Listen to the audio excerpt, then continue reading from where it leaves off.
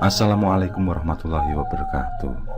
Selamat datang kembali di channel Pen Invasion, channel yang menyuguhkan video cerita bergambar seputar misteri. Simak terus video dari kami.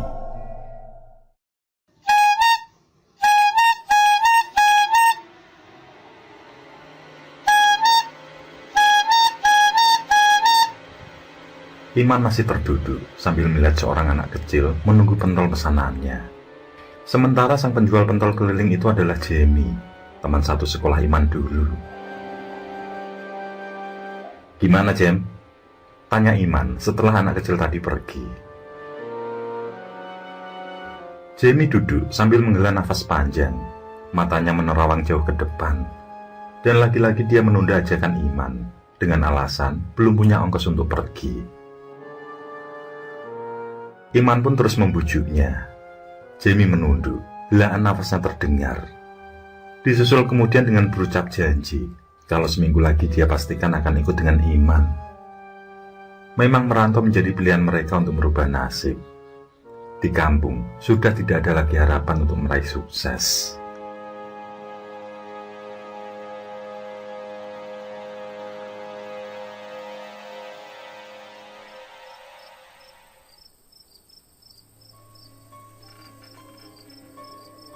Sekitar pukul 8 malam, Iman membantu Jamie mengantar gerobak pentol ke rumah bosnya.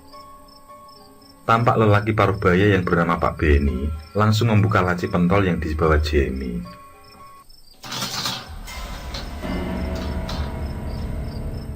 Alis Pak Benny mengerut ketika melihat masih banyak pentol-pentol yang bersisa. Hal yang terus berulang itu membuatnya marah kali ini. Dengan kasar, dia memberikan uang Rp5.000, lalu menyuruh Jamie berhenti berjualan. Tentu saja Jamie membela diri, tapi hal itu justru membuat Pak Benny makin naik darah. Iman langsung menarik tangan Jamie dan bergegas mengajaknya pulang.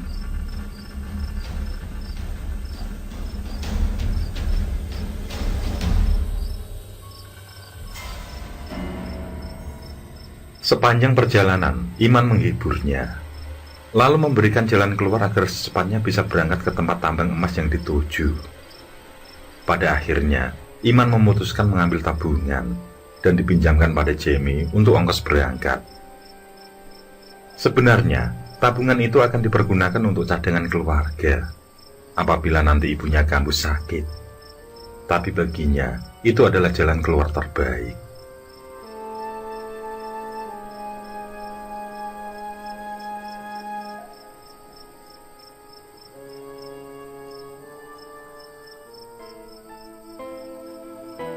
Sesampai di rumah Jamie yang merupakan peninggalan neneknya dulu, terlihat sang ayah murung. Sosok yang selama ini tinggal bersamanya dan menjadi penyemangat satu-satunya yang saat ini dia miliki.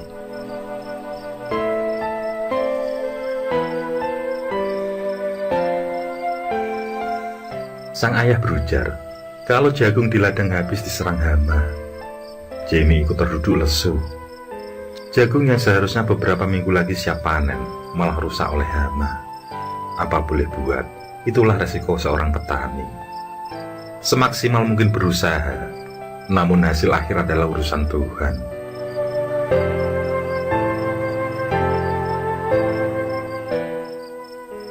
Sejenak kemudian, Jamie menuturkan niatnya yang akan merantau bersama Iman. Mendengar itu, ayahnya yang mulai sakit-sakitan sangat khawatir dan masih belum bisa memberi izin. Namun Iman dan Jamie tampaknya mampu meluluhkan hati sang ayah. Jamie berkata kalau dia ingin merubah nasib. Dia berjanji akan kembali pulang dan akan membahagiakan ayahnya. Dia tidak tega melihat sang ayah yang terus-terusan bekerja berat. Tatapan lelaki paruh baya tersebut nampak sedih. Pada akhirnya, dengan berat hati sang ayah pun memberikan izin. Lalu memberi nasihat agar di perantauan nanti, disuruhnya Jamie menjadi seperti ayam betina, yang tidak suka berkelahi ataupun membuat masalah. Setelah berjanji akan mematuhi nasihat itu, Iman dan Jamie tersenyum.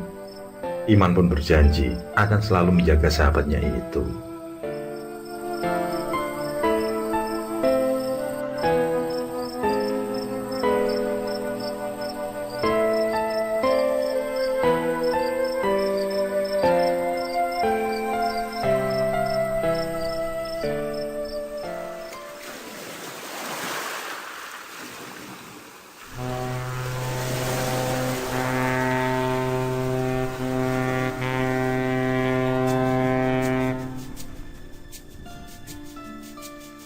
Iman tersenyum menatap kapal-kapal yang merapat di pelabuhan. Akhirnya, sebuah perjuangan akan dimulai di titik ini. Mereka berdua berjalan ke arah kapal bersama dengan penumpang lain.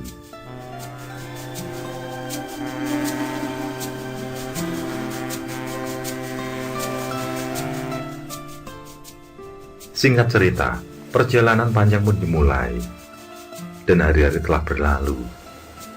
Kapal yang dinaiki Jamie dan Iman sudah bersiap-siap untuk merapat di pelabuhan.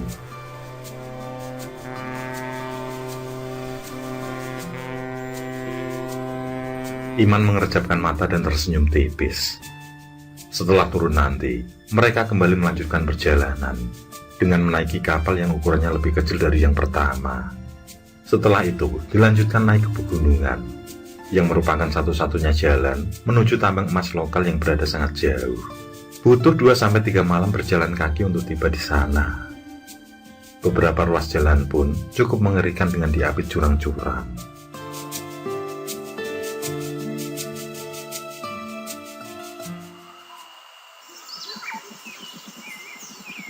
Dan secara kebetulan, dalam perjalanan setapak itu, mereka berbarengan dengan serombongan penambang yang baru datang. Mereka terlibat perbincangan dan berbagai cerita panjang lebar. Yang rupanya, salah satu di antara orang-orang tersebut adalah bos tambang emas lokal yang memiliki beberapa lubang galian emas. Karena kebaikan mereka, bos lubang itu pun menawari keduanya pekerjaan. Dan tentu saja langsung disetujui kedua sahabat itu.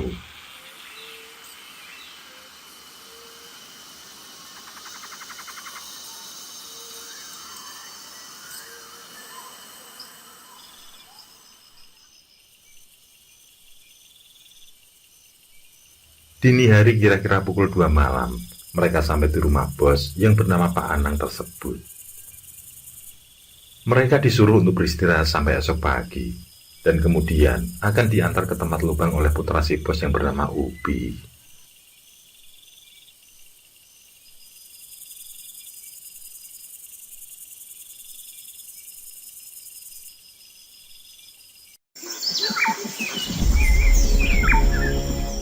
Di keesokan hari, dalam perjalanan menuju lubang, tampak suasana ramai di satu titik.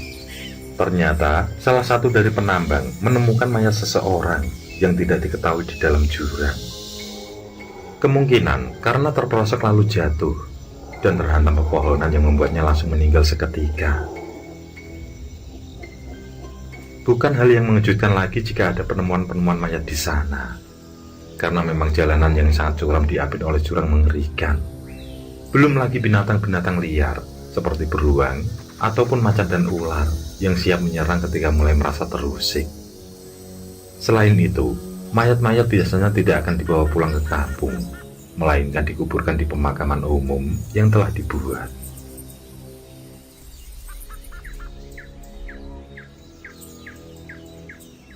Jamie melirik Iman sambil menghela nafas panjang.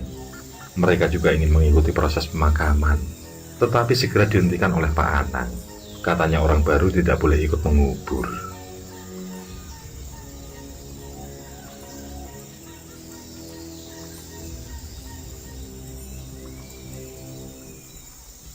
Setelah hampir 4 km berjalan, akhirnya mereka pun sampai di wilayah pertambangan emas. Banyak sekali pondok-pondok di sana. Setelah Ubi meletakkan bahan makanan yang dibawa, dia langsung mengajak Jamie dan Iman untuk segera menyantap makanan tersebut. Mereka pun terlibat obrolan di sela makan siang itu.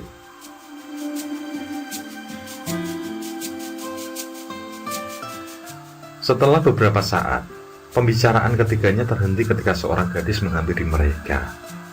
Gadis cantik tersebut dengan senyum yang sangat manis menghiasi mulut mungil menyapa. Terlihat Ubi sedikit salah tingkah ketika memperkenalkan Jamie dan Iman. Gadis tersebut bernama Ellie, yang rupanya ditaksir oleh Ubi.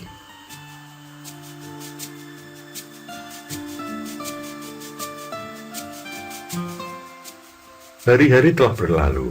Tidak terasa sudah hampir 2 minggu Iman dan Jamie bekerja di sana. Mereka juga sudah sangat akrab dengan orang-orang di sekitar. Pernah beberapa kali Jamie dan Iman diajak berburu pilandu atau kancil di hutan, dan setelahnya mereka akan berpesta makan-makan hasil buruan.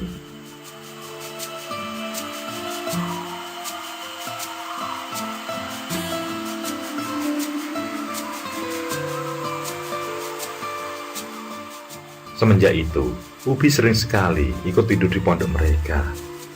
Hingga seiring berjalannya waktu, mereka bertiga sudah seperti saudara.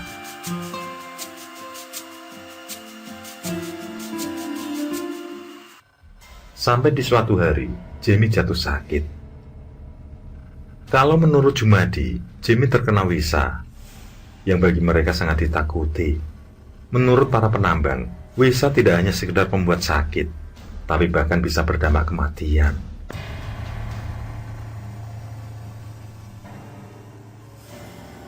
Tubuh Jamie sudah mulai menguning, bagian matanya juga mulai berwarna kuning. Saat itu Ubi, Iman, dan kawan-kawan sangat khawatir dengan keadaan Jamie.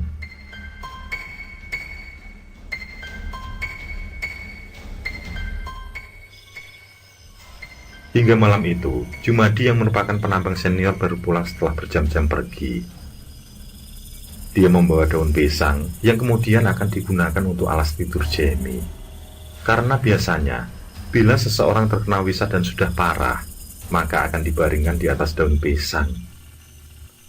Setelah itu, Jumadi mengeluarkan sekitar 10 ekor pampijit, yakni sejenis hewan berkaki penghisap darah. Dia berujar kalau pampijit itu harus ditelan agar si Jamie tersembuhkan dari wisa.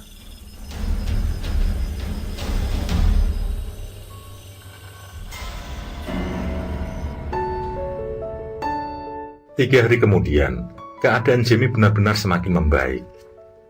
Warna tubuhnya juga mulai sudah normal. Selama 3 hari itu pula, Ellie sering mengunjunginya, bahkan selalu memberikan perhatian khusus padanya. Meski Ellie tidak bekerja pada ayahnya Ubi, namun sering sekali berada di sekitaran wilayah itu. Dia sudah akrab dengan Ubi, yang membuatnya berani berkunjung.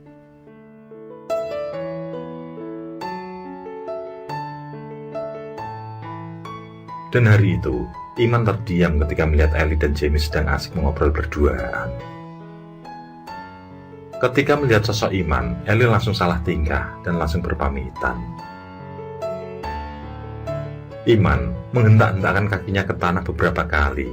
Dia takut jika nanti akan terjadi kesalahpahaman antara kedua sahabatnya, Jamie dan Ubi. Iman melihat kalau Ellie sudah mulai menaruh hati pada Jamie. "Kau suka dengan si Ellie itu?" tanya Iman. Jamie mengaku kalau memang suka, tapi karena Ubi lebih dulu jatuh hati, maka dia menganggap rasa suka itu hanya sebatas teman, tidak lebih. Jawaban itu membuat Iman menghela nafas lega. Ternyata sifat Jamie masih sama, tidak mungkin mengkhianati pertemanan.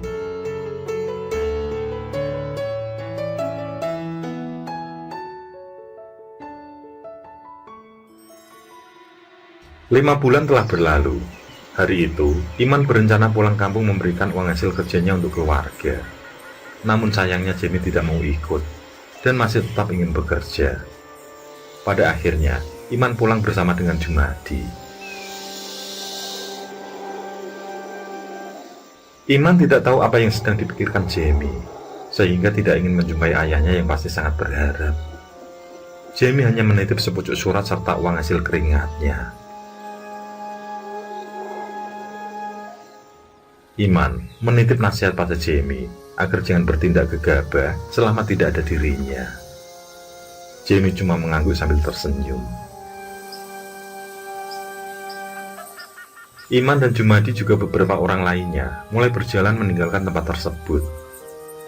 Jamie menatap mereka semua dengan senyuman, dan setelah rombongan Iman tak terlihat lagi, Jamie pun masuk ke dalam pondok untuk kembali tidur. Namun baru beberapa saat memejamkan mata, ada sebuah suara lembut memasuki gendang telinganya.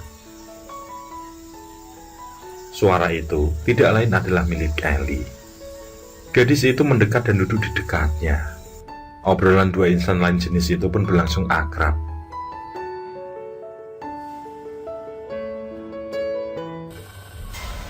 Beberapa saat kemudian, Upi mendadak muncul. Matanya lekat menatap Jamie yang masih berbaring di atas kasur. Tanpa ada raut kecewa di sekurat wajahnya.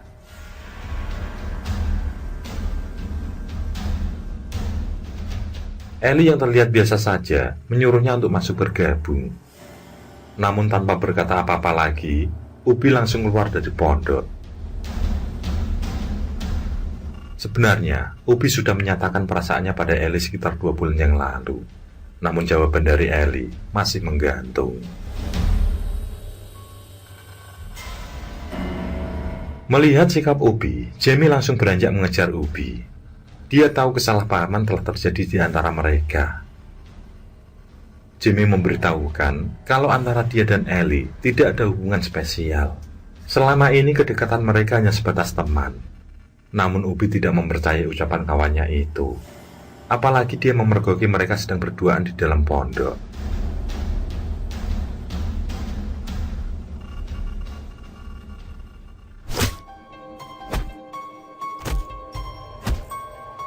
Entah setan apa yang merasuki Upi. Pemuda itu menjadi marah, lalu berkali-kali memukul wajah Jamie.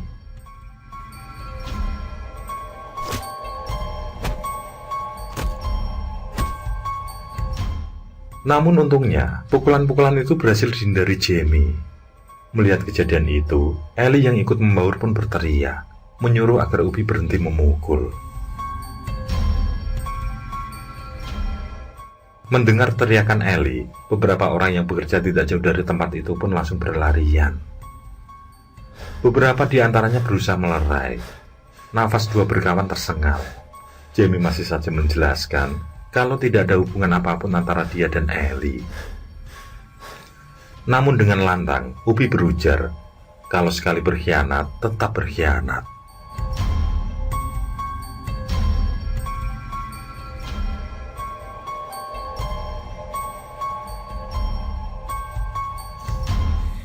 Sambil terisak bercampur emosi, Ellie berkata keras bahwa baginya, Upi tak ubah singa ganas yang bertopengkan anak kucing. Biar bagaimanapun, dia tidak akan sudi menjadi kekasihnya.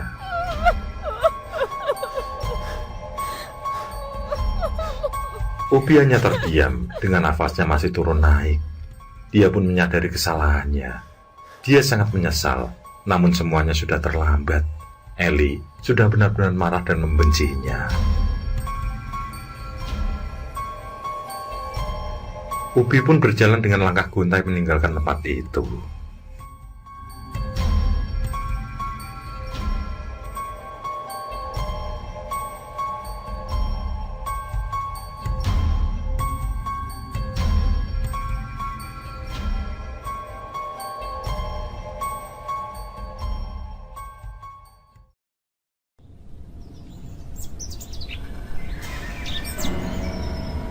Di keesokan harinya, Upi masih uring-uringan di tempat tidur. Dia enggan untuk keluar rumah.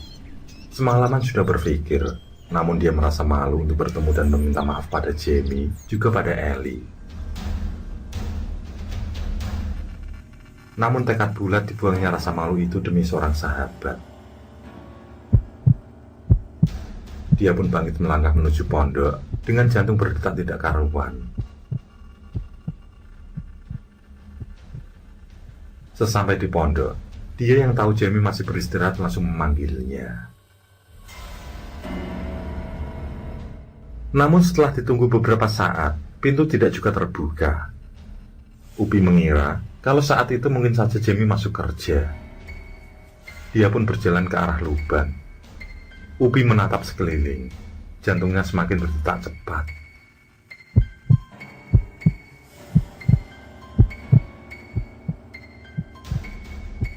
Salah seorang pekerja menghampiri dan bertanya.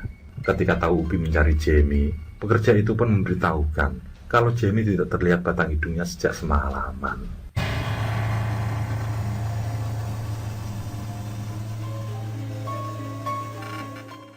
Upi membatin, apa jangan-jangan Jamie pulang?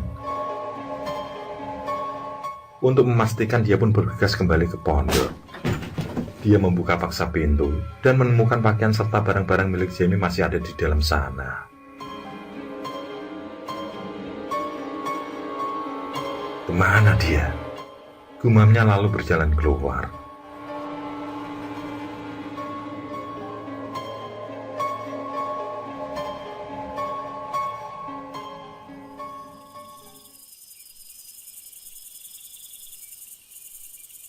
Upi terus mencari keberadaan Jamie hingga larut malam. Dia juga bertanya pada para penambang, namun tidak ada yang tahu kemana Jamie pergi.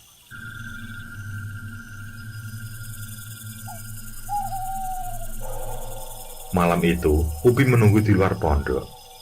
Beberapa kali Upi mencuci muka agar kantuknya hilang. Namun malam semakin dingin, membuat matanya semakin mengantuk. Saat matanya mulai terpejam, antara bangun dan tidur, dia mendengar suara rintihan Jamie yang memanggil lamat-lamat. Tapi karena matanya yang sangat berat, Upi merasa sangat susah untuk membuka mata.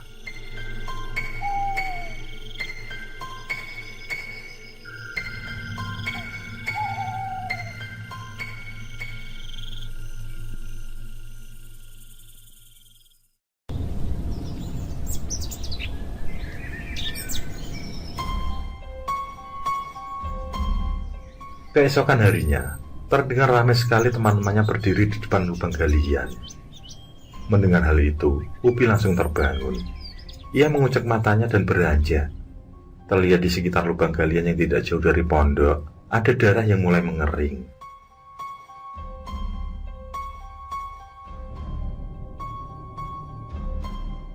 Para penambang itu saling menatap satu dengan yang lain. Mereka berpendapat sesuai dengan apa yang mereka pikirkan. "Kamu tidak melakukan apa-apa kan, Bi?" tanya seorang penambang. Mungkin dia merasa khawatir karena perkelahian Upi kemarin. Upi terdiam sambil menggeleng. Dia pun teringat dengan apa yang dialaminya semalam. Dia mendengar suara Jamie. Dia ragu, apakah yang didengar di antara bangun dan tidurnya tadi malam memang suara Jamie, atau halusinasi saja yang sudah terlalu memikirkan Jamie.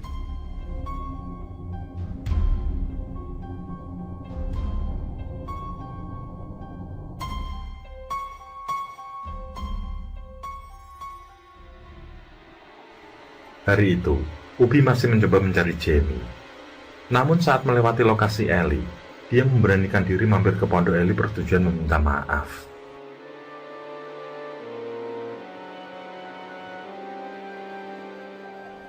Terlihat gadis itu dengan mata yang sembab, telah bersiap-siap dengan pakaiannya.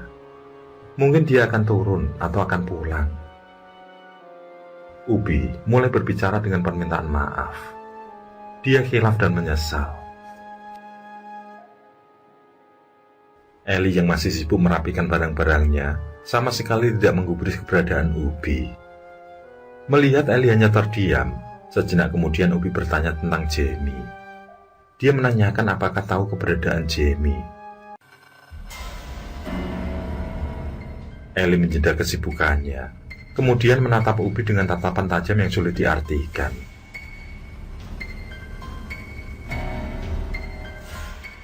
Tanpa terduga, Ellie malah bertanya balik tentang kenapa Upi bertanya padanya. Upi terdiam. Dia tidak tahu harus berkata apa-apa. Nampaknya Ellie benar-benar marah padanya. Setelah itu, Ellie mengusir dirinya. Mau tidak mau, Upi terpaksa pergi.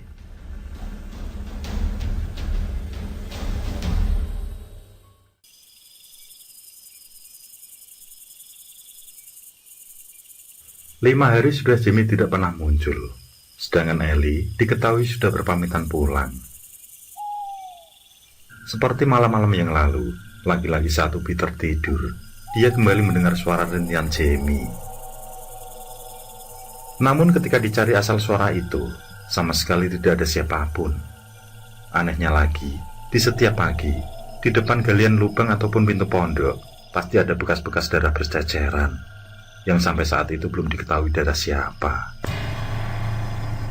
Beberapa orang yang bekerja di pertambangan emas milik Pak Tarsim mengaku pintu pondoknya pernah diketuk oleh seseorang pada saat tengah malam. Saat salah satu di antara mereka mengintip melalui celah, terlihat seorang laki-laki dengan wajah penuh darah dan dada yang masih tertancap kayu berada di remang depan pondok.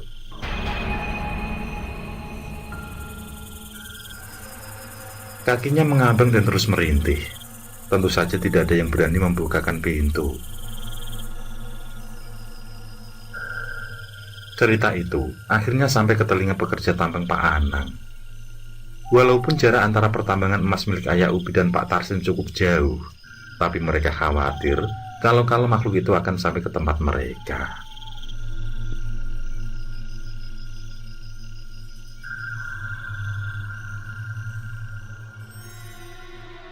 Tepat di hari ke-15, Jumadi dan Iman akhirnya kembali ke pertambangan.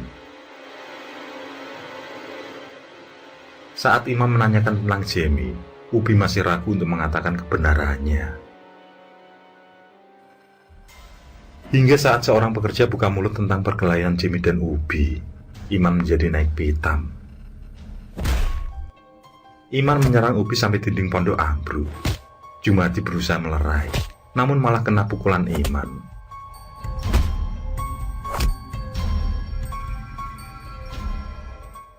Sementara Ubi masih diam saja.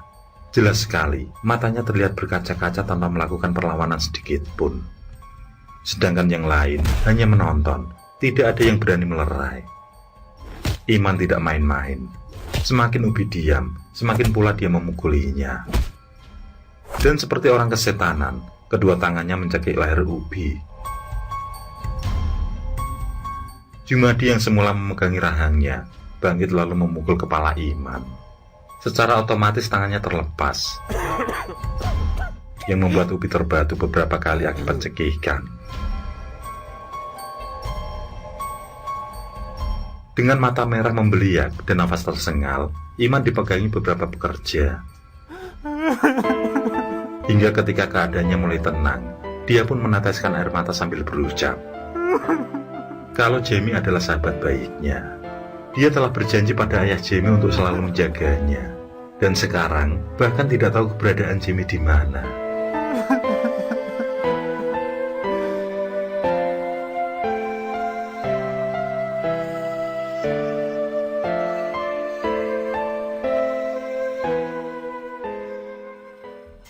Sejenak kemudian, kembali nada suaranya meninggi, menandakan emosinya yang belum mereda. Dia menunjuk pada Ubi. Dia menuding kalau semua itu ulah Ubi yang telah cemburu buta. Setelah itu, Iman berontak dan bangkit pergi entah kemana. Lamat-lamat, masih terdengar suaranya memanggil-manggil Jemi.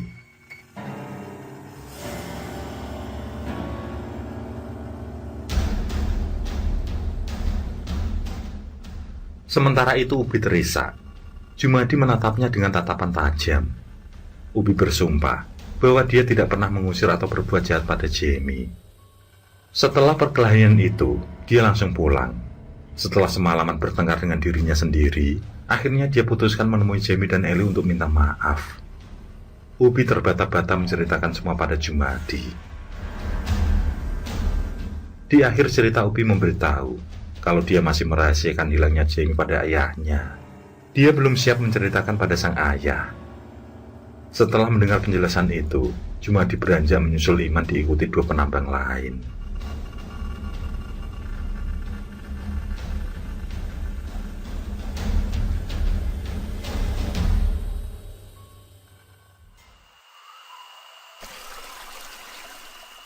Sementara itu, Iman masih terus berjalan hingga sampai di pinggir sebuah sungai.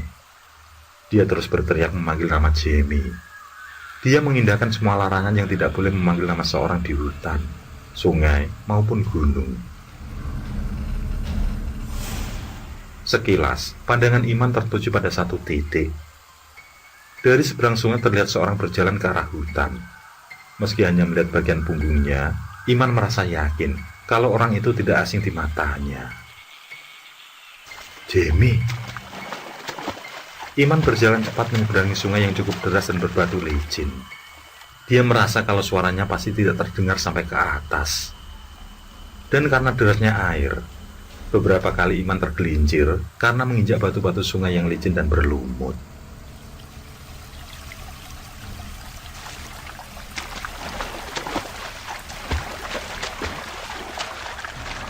Hingga tibalah dia di seberang sungai.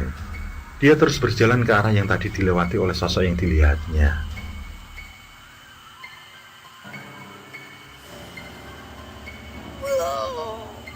Namun baru beberapa langkah, dia menjerit karena menginjak kayu runcing.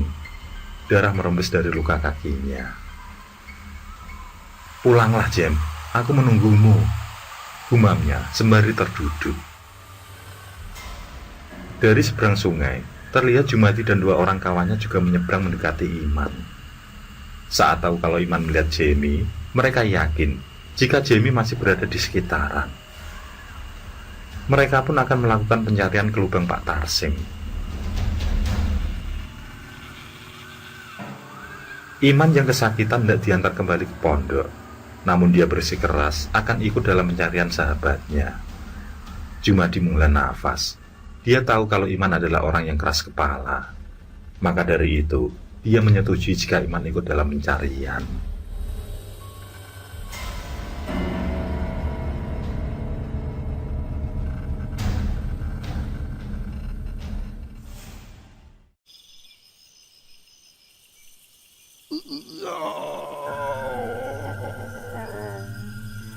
Dengan kaki yang terluka, Iman terus berjalan, meskipun meringis di setiap langkah. Mereka menyalakan obor dan senter ketika hari mulai gelap.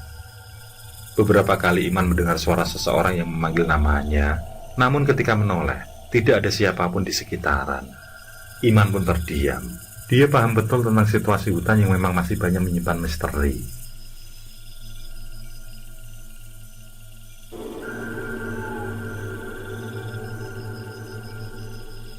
Dari atas gunung, mereka melihat pondok-pondok dengan obor yang menyala di luarnya. Itulah lokasi tambang emas milik Pak Tarsim.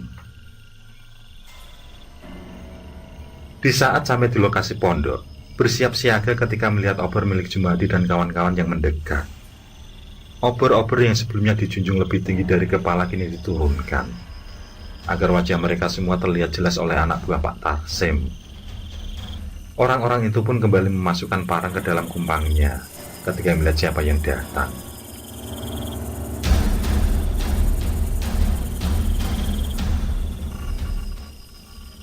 Memang, kesiapan harus diutamakan, karena pada saat itu rawan sekali dengan perampok yang akan menjarah habis emas-emas hasil tambang.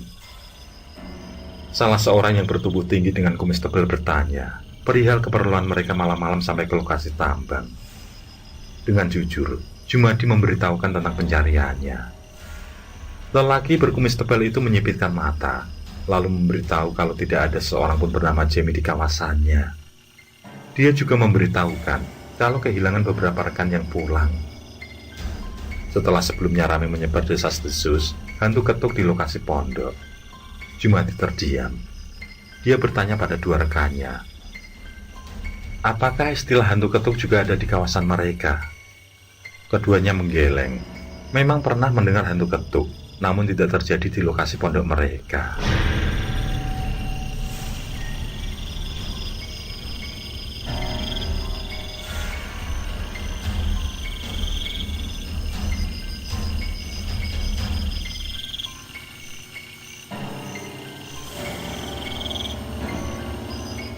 Jumadi meminta maaf lalu berpamitan.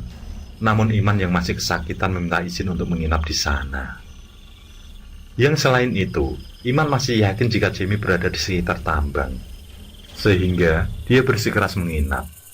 Iman yang terus meringis membuat laki-laki berkumis itu mengangguk. Malam itu, Iman tidur di bangku bambu yang ada di depan pondok.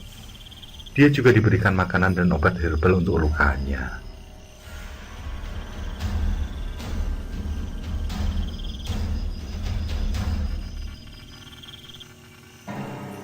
Beberapa orang yang berjaga membuat api unggun di sekitar lubang. Nampaknya mereka tidak terlalu mempercayai Iman. Mungkin saat itu mereka mengira Iman adalah mata-mata perampok. Iman yang terlelap langsung disambut mimpi bertemu dengan Jamie. Dalam mimpinya itu, Jamie terlihat kurus dan pucat. Jamie hanya diam sambil menatap Iman. Dan saat Iman akan menyentuhnya, tiba-tiba tubuh Jamie berubah menjadi gumpalan asap tipis yang kemudian menghilang.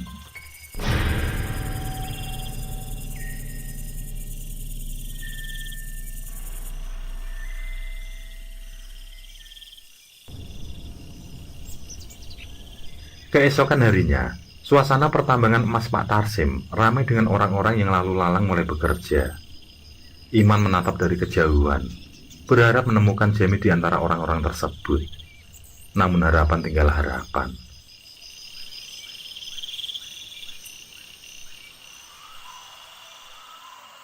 Sementara itu, Jumadi dan Ubi berjalan melewati jalan pintas menuju tambang emas milik Pak Tarsim.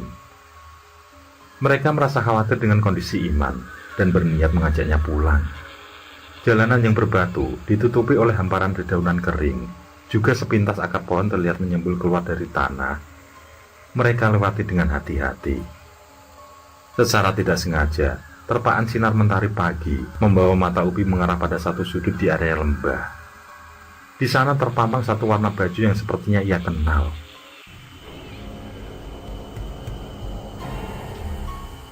Ubi berusaha mengingat-ingat, dan dia pun mulai mengenal baju tersebut.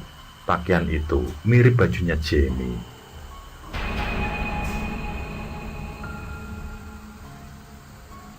Tidak, semoga saja tidak, gumam Ubi. Mendengar ucapan itu, membuat Jumadi bertanya padanya.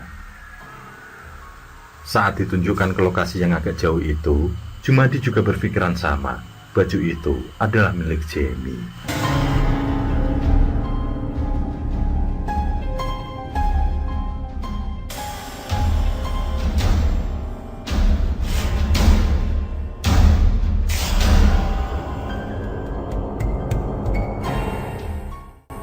Meski awalnya takut, mereka berdua akhirnya mencari cara untuk turun ke bawah.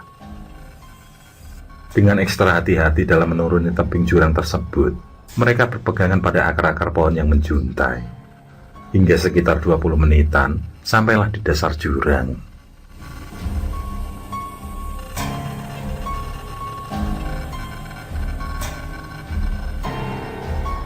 Beruntung keduanya hanya mengalami luka-luka ringan akibat salah berpegangan pada tumbuhan berduri. Bau busuk samar-samar tercium menyambut mereka. Keduanya saling menatap satu sama lain. Mereka pun memandangi ke semua penjuru.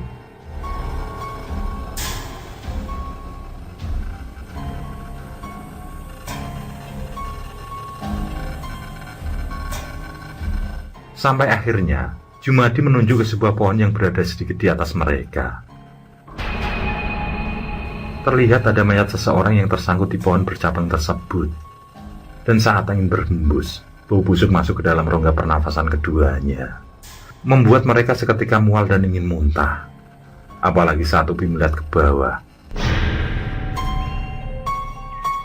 Terlihat sebuah kepala yang sudah hampir kehilangan kulit dan daging, tapi masih ada sedikit rambut di sekitarnya.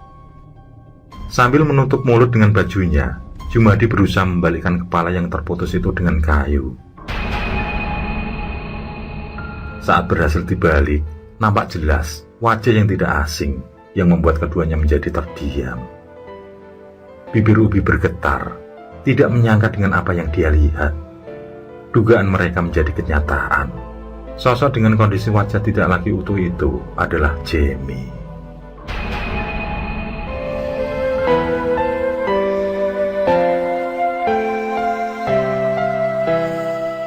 Jumadi kembali memanjat naik meninggalkan Ubi yang masih dirundung rasa tidak percaya.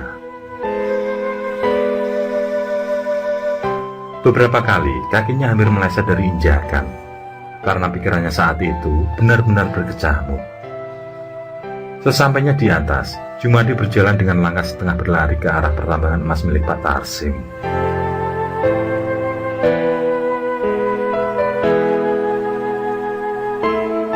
Saat sampai, dia menemukan Iman sedang mengobrol dengan lelaki berkumis tebal. Jumadi tidak bisa lagi membendung air matanya.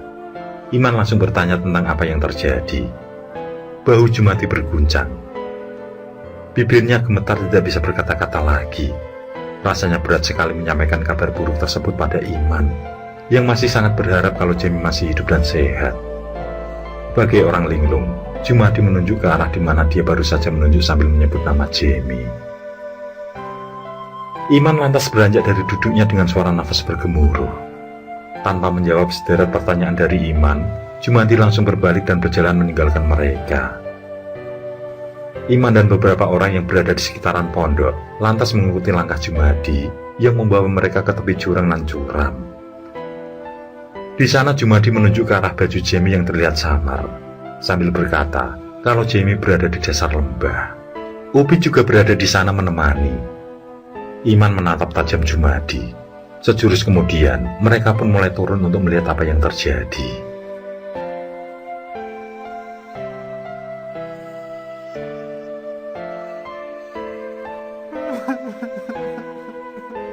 Saat sampai di bawah, Upi masih menangis penuh penyesalan. Iman langsung terduduk di dekatnya, dan dia pun syok ketika melihat sosok kepala di sisi Upi. Tubuhnya lemas seketika.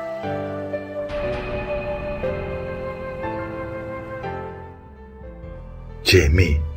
Tidak, itu pasti bukan Jamie.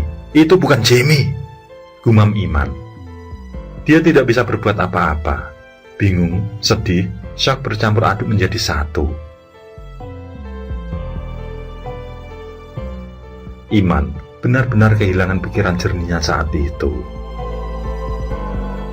Dia duduk di dekat kepala Jamie dalam waktu yang sangat lama, sampai-sampai dia tidak tahu jika orang-orang sudah mulai memenuhi tepi jurang untuk melihat.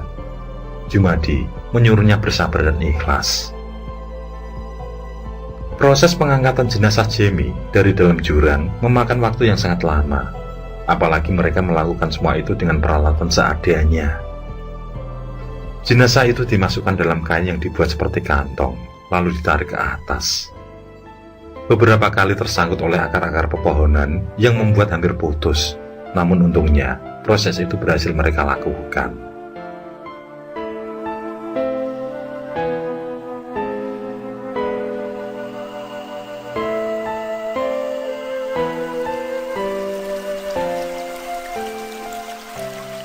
Seminggu telah berlalu.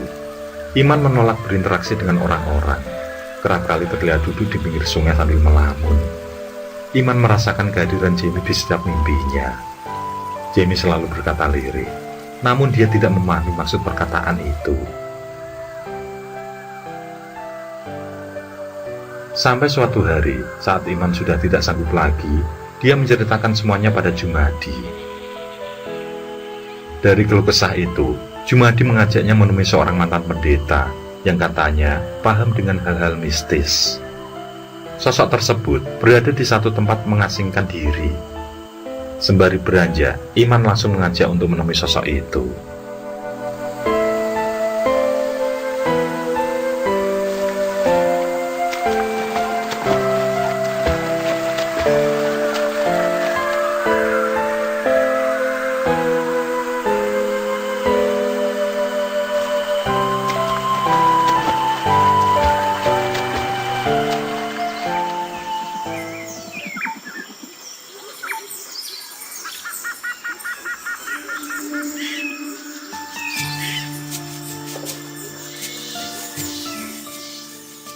Terlihat sebuah rumah kecil dengan pemandangan hutan liar mengitarinya. Pintu rumah itu terbuka dan nampaknya di dalam ada orang yang mereka cari.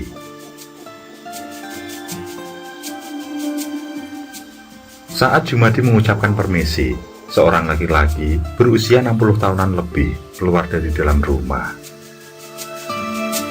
Tanpa basa-basi, Jumadi lantas menceritakan maksud dan tujuan mereka ke sana. Lelaki tua itu mengangguk paham.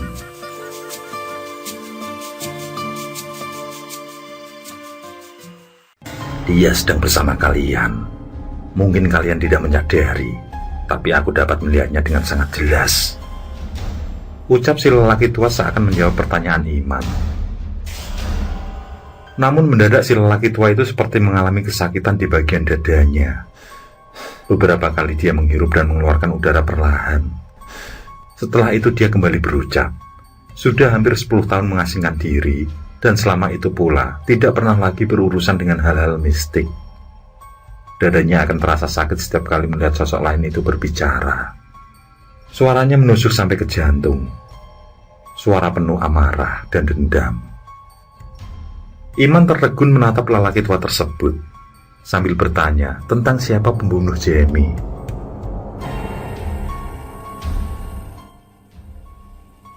Lelaki tua itu menjawab, kalau pelakunya adalah seorang perempuan yang pernah tersinggung karena ucapan Jamie.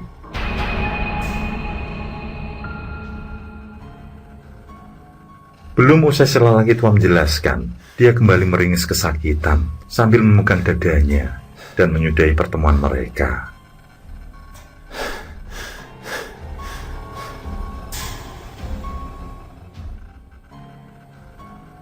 Iman yang masih diliputi tanda tanya besar memberikan sejumlah uang, lalu segera berpamitan.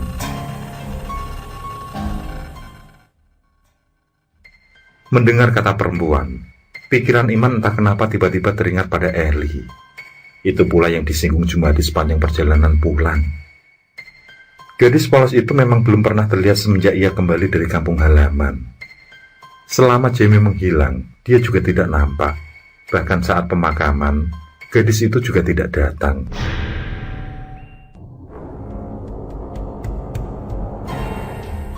Aku akan mencarinya, walau sampai ke ujung dunia sekalipun. Nyawa harus dibayar dengan nyawa, ujar Iman gusar. Jumadi menasehati bahwa dendam hanya akan melahirkan dendam lain. Amarah sudah menyatu dengan dendam. Yang harus dilakukan oleh Iman sekarang adalah merelakan Jamie pergi, dan biarlah karma Tuhan yang akan menghukum si pelaku. Namun Iman tetap akan memburu si pembunuh itu.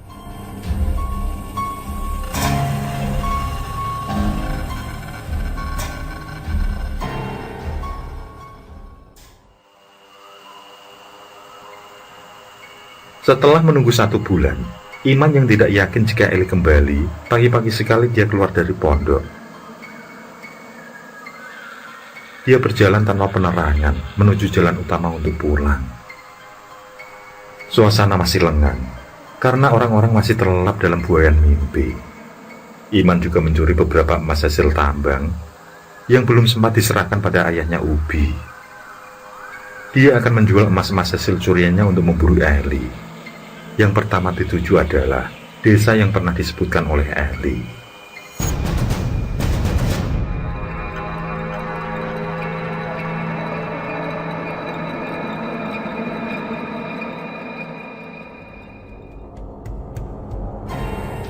Namun singkatnya saat sampai di desa itu, tidak ada seorang pun yang mengenali Eli.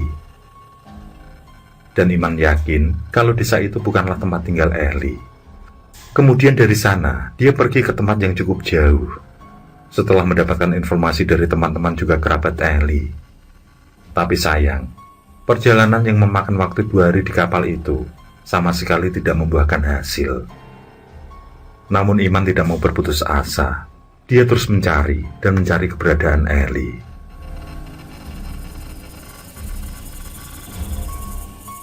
Pernah di suatu malam dalam pencariannya, Iman bermimpi hal yang sama.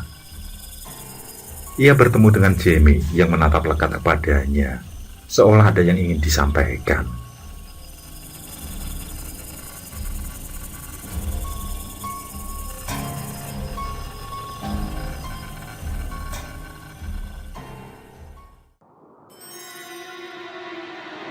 Tahun pun berlalu, akan tetapi tidak ada kabar dan tanda-tanda keberadaan Eli. Iman sudah lelah. Dia sangat ingin hidup sebagaimana layaknya seperti dulu.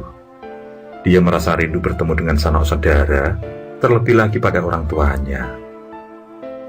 Selama ini, dia tidak berani pulang membawa kabar kematian Jamie. Dia takut pada janjinya yang dulu diucapkan pada ayah Jamie untuk selalu menjaga Jamie. Namun janji hanya tinggal janji. Nyatanya, dia tidak bisa menjaga Jamie.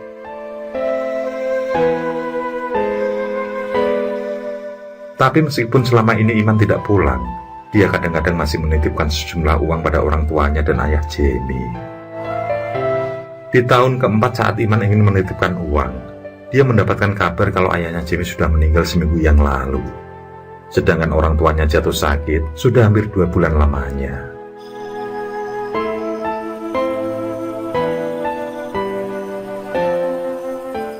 Iman tertegun.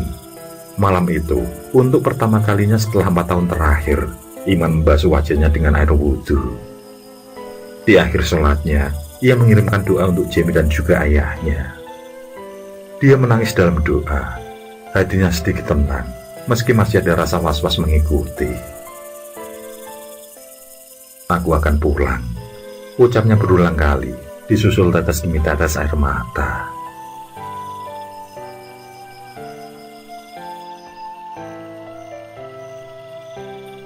Sampai saat ini, Iman tidak pernah sekalipun bertemu kembali dengan perempuan bernama Eli tersebut. Satu yang Iman ingat, seorang teman pernah mengatakan kalau sebelum Jamie menghilang, dia pernah melihat Jamie dan Eli sedang bertengkar di pinggir sungai. Beberapa kata yang didengar dari Jamie adalah, "Sampai kapanpun aku tidak akan pernah mengkhianati temanku. Sebaiknya kau jauhi kami, bila kau hanya ingin menghancurkan persahabatan kami." Dari situ, Iman menyimpulkan, intinya, Jamie menolak keberadaan Eli setelah Jamie dan Ubi terlibat perkelahian.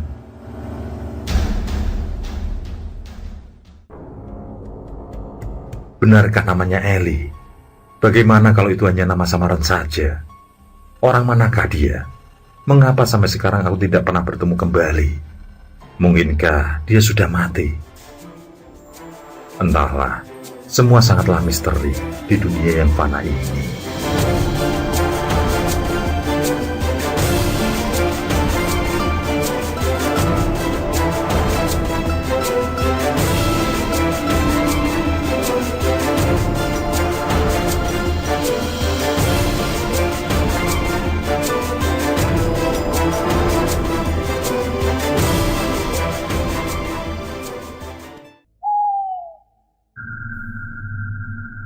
Oke, terima kasih.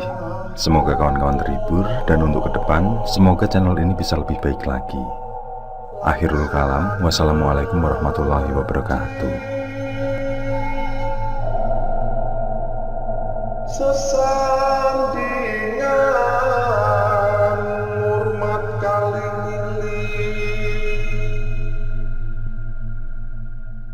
lakukan di muka sana.